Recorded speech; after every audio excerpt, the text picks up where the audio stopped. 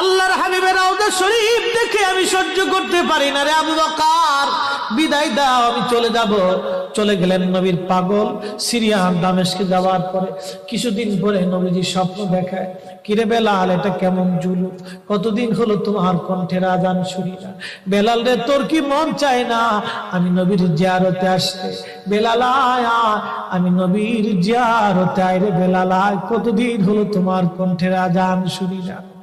স্বপ্ন যখন নবীজি দেখাইছে, এ মুসলমান, হযরতে বেলাল সুদূর সিরিয়ার দামেস্ক থেকে পাগলের মতো দৌড়াইলেন, পাগলের মতো ছুটে আসলেন।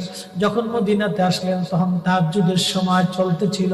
তাহাজ্জুদের সময় চলার সময় হযরত বেলাল রাদিয়াল্লাহু আনহু কাঠের জালি দিয়ে তখন রওজা শরীফ ঘিরে রাখা ছিল। ওই জালির পাশে বসে বসে জালির সঙ্গে মাথা ঠেকাইয়া নবীর পাগল বসে বসে গুনগুন গুনগুন করে কাঁদে আর বলে,